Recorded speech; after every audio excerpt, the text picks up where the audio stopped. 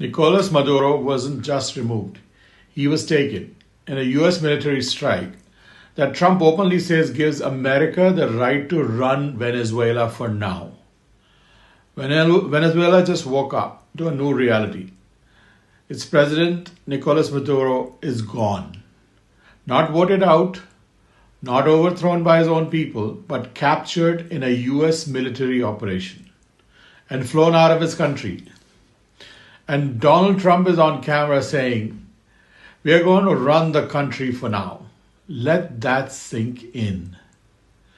Delta Force, the same elite unit used for the most dangerous missions, went into Venezuela, hit targets in Caracas, and grabbed Maduro and his wife.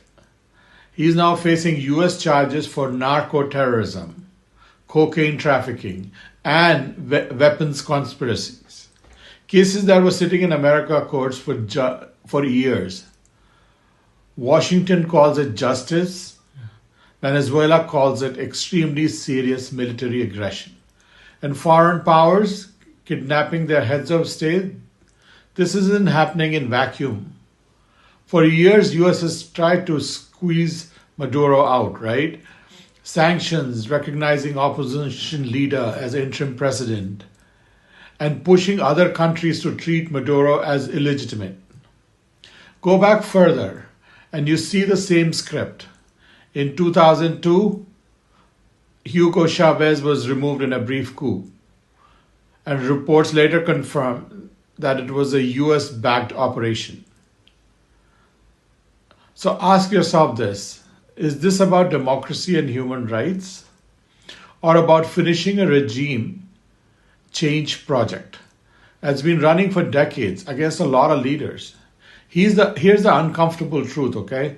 If Russia or China sent special forces into another country, bombed targets, captured its president, and announced we'll run this place for now, the West would go nuts, all right, and call it an invasion. Maybe even an act of war.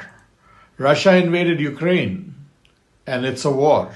US invades Iraq, it's weapons of mass destruction and bad leader, and which was proven wrong, by the way, after thousands of US and coalition troops died or got hurt. Venezuela is branded as restoring democracy and protecting the region.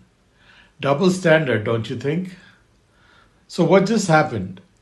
Did America liberate Venezuela from a corrupt strongman? Or did it just prove, though no elected leader in the world is safe, if Washington decides they are a problem? Washington, okay? So it's time that Russia, China, India, and even some EU countries combined to put some sanctions on the US. Because there cannot be just one bully in the yard. Other countries have to step up and safeguard their own interest. Only US can't do that. And this is the end game of Trump, because he is looking for escape because of his bad ratings in the US. And he has made a habit now to take over things. He just took over all the Washington, D.C. golf courses. So might as well take over Venezuela, right? Comment if you think this is an invasion or is it a liberation of a country.